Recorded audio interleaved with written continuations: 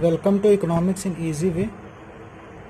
Students, today we will start chapter 9, that is concept of revenue. Chapter 9 है आपका concept of revenue. इसके बाद इससे पहले chapter 8 हम लोग कवर कर चुके हैं. chapter 8 concept of cost. तो आज देखेंगे concept of revenue. तो revenue क्या होता है देखते हैं. Revenue, what is revenue? The revenue of a firm is its sales receipts or money received from the sale of a product. आप लोग सुनते होंगे कि रेवेन्यू इनकी इतनी है. तो रेवेन्यू का मतलब क्या होता है कि सेल्स रिसिप्ट और money receipt from sale of a product. मतलब कि कोई भी प्रोडक्ट को सेल किया है उससे कितनी रेवेन्यू आई है, किसी भी प्रोडक्ट को सेल करके कितनी रेवेन्यू जनरेट की गई है. ठीक है. सो रेवेन्यू एंड प्रॉफिट और डिफरेंट कॉन्सेप्ट्स. रेवेन्यू और प्रॉफिट दोनों क्या हैं, डिफरेंट कॉन्सेप्ट्स हैं. यानी कि रेवेन्यू इज इक्वल टू क्या होता है, कॉस्ट और प्लस प्रॉफिट. रेवेन्यू के अंदर कॉस्ट और प्रॉफिट दोनों ऐड होते हैं. सपोज आपने ये पेन सेल आउट कर दिया 10 रुपीज़ का, तो ये 10 रुपये को जो आपने पेन सेल किया है दैट इज रेवेन्यू. ये क्या है, आपकी रेवेन्यू है. बट इसको आपने या तो प्रोड्यूस किया होगा, मैन्युफैक्चर किया होगा, या इसको परचेज किया होगा. तो सपोज 8 रुपये का उसके बनाने की कॉस्ट थी, कॉस्ट ऑफ प्रोडक्शन. तो आपको प्रॉफिट कितना मिला, सिर्फ 2 रुपये का, लेकिन आपने बेचा 10 रुपये का. तो आपने इस पेन को अगर 10 रुपीज़ का सेल आउट किया है तो वो आपका प्रॉफिट नहीं है, वो आपकी रेवेन्यू है. ठीक है. तो revenue is equal to cost plus profit, और profit is equal to revenue minus cost. ठीक है. So cost and revenue both are different concepts. ठीक है. इसमें कंफ्यूज नहीं होना है. रेवेन्यू अलग चीज़, प्रॉफिट अलग चीज़. कोई भी सेल्समैन है, कोई भी शॉप वाला है, अगर वो 5 रुपये का या 10 रुपये का पेन बेचता है तो वो उसकी प्रॉफिट थोड़ी है. उसमें तो उसने कुछ इन्वेस्ट किया होगा, उसको परचेज करने की कॉस्ट आई होगी, तो वो कॉस्ट हो गई, या उसको मैन्युफैक्चर करने की कॉस्ट आ गई. ठीक है. तो रेवेन्यू और प्रॉफिट दोनों अलग अलग चीज़ें हैं. अब देखते हैं total revenue. What is total revenue? Total revenue refers to money receipt of a firm from the sale of its total output. यानी कि कोई भी फर्म है वो अपने टोटल आउटपुट को सेल करते हैं. सपोज कोई कंपनी है, वो फर्स्ट जैन को 50 यूनिट सेल करती है, सेकंड को 30 यूनिट सेल करती है, थर्ड को ऐसे. सपोज टोटल हमने ऐड कर लिया कि उसने 100 यूनिट सेल किया और 10 रुपीज़ पर यूनिट सेल किया, तो टोटल 1000 हो जाएगी. तो ये जो 1000 आएगी ये उसकी टोटल रेवेन्यू हो जाएगी. तो total revenue means receive from the sale of total output. यानी कि टोटल जितनी सेल की है उसकी रेवेन्यू को टोटल रेवेन्यू कहेंगे. Marginal revenue, MR is the change in total revenue when one more unit of a commodity is sold. जब एक additional unit of a commodity, जैसे आपने मार्जिनल कॉस्ट पढ़ा था, MC इज इक्वल टू क्या formula बताया था, TCN माइनस TCN माइनस 1. तो ऐसे ही मार्जिनल रेवेन्यू भी है. MR is the change in total revenue when one more unit of a commodity is sold. इसका फॉर्मूला है MR का TRN माइनस 1. सपोज एक टोटल रेवेन्यू आपकी 10 है, फिर 20 है, 30 है. तो अगर मार्जिन रेवेन्यू कितना आएगा, फर्स्ट में तो कुछ नहीं होगा, 20 माइनस 10 तो 10, 30 माइनस 10 10. तो यही है, मतलब 10 से 20 पे गए तो कितना एडिशनल रेवेन्यू हमको कितना आया. ठीक है. तो मार्जिनल का मतलब एडिशनल रेवेन्यू कितनी है. तो इस तरीके से हम लोग MR मार्जिन रेवेन्यू कैलकुलेट कर सकते हैं. और मार्जिन रेवेन्यू का एक और फॉर्मूला होता है, MR is equal to change in total revenue upon change in quantity. ठीक है. MR का ये दूसरा फॉर्मूला है, change in total revenue upon change in quantity. तो इस तरीके से मार्जिन रेवेन्यू हम लोग यहां से भी कैलकुलेट कर सकते हैं. दोनों फॉर्मूले हैं. कैसे, इसको एग्जांपल के थ्रू समझते हैं. मार्जिन रेवेन्यू को कैसे TR अपॉन Q कैसे कैलकुलेट कर सकते हैं.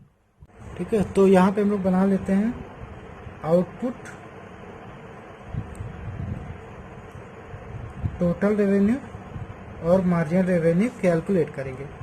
आउटपुट 1 2 3 4 5 1 है तो टोटल रेवेन्यू 100 है, 150 है, 170 है और 180 है।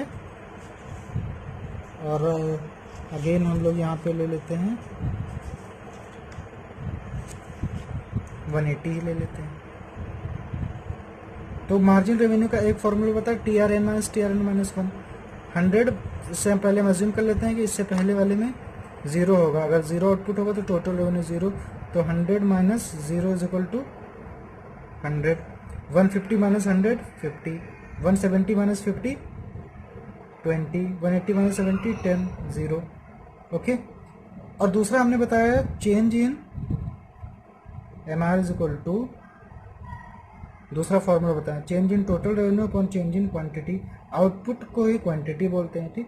तो टोटल रेवेन्यू में कितना चेंज आ रहा है, टोटल रेवेन्यू में कितना चेंज आ रहा है। फर्स्ट में अगर हम देखेंगे तो 0 से 100 हुआ होगा और ये 0 to 1 हुआ होगा, तो 100 अपॉन 1 इज इक्वल टू 100 ये आ गया।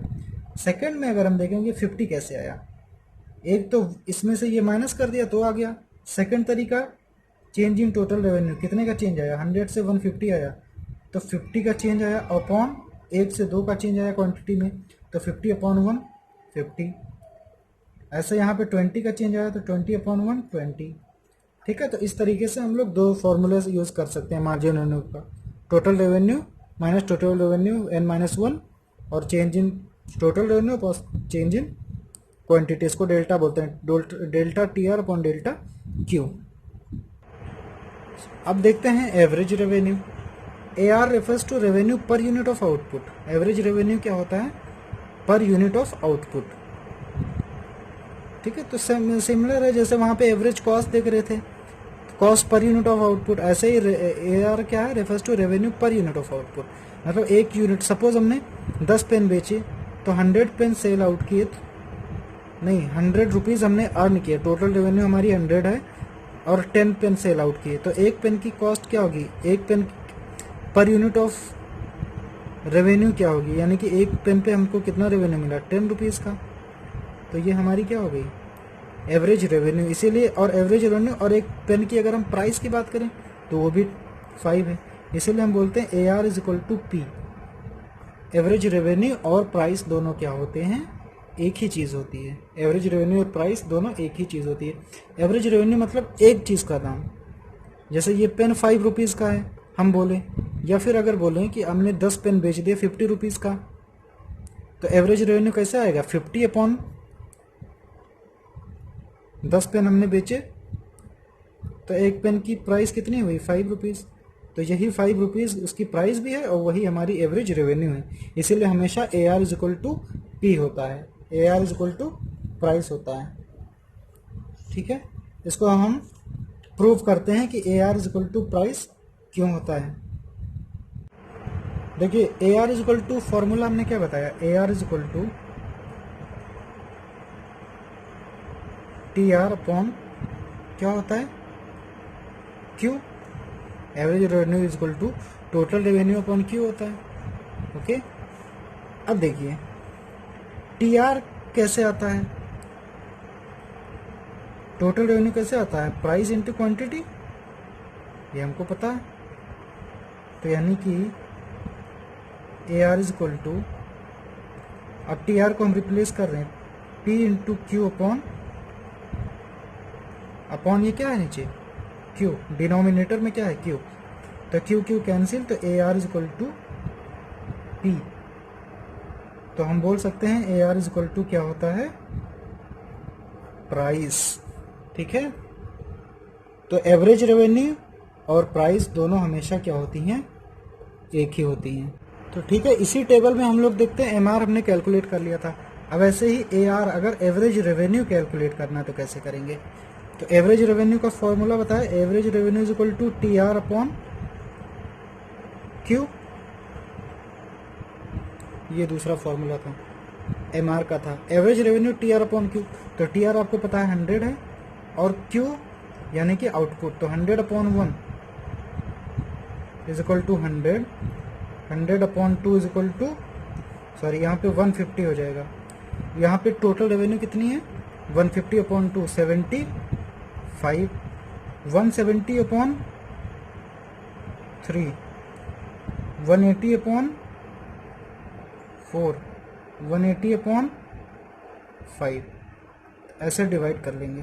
ठीक है, तो एवरेज रेवेन्यू यहाँ से हम लोग कैलकुलेट कर सकते हैं। ठीक है, आई होप समझ में आ गया होगा कि एवरेज रेवेन्यू कैसे कैलकुलेट करते हैं। ठीक है, तो दो चीज़ें पता चली, एवरेज रेवेन्यू का formula total revenue upon quantity and average revenue is equal to price. Average revenue और प्राइस बोथ आर सेम। ठीक है, तो ये है आज का वीडियो। तो इस वीडियो को अब हम लोग यहीं पे कंप्लीट करते हैं।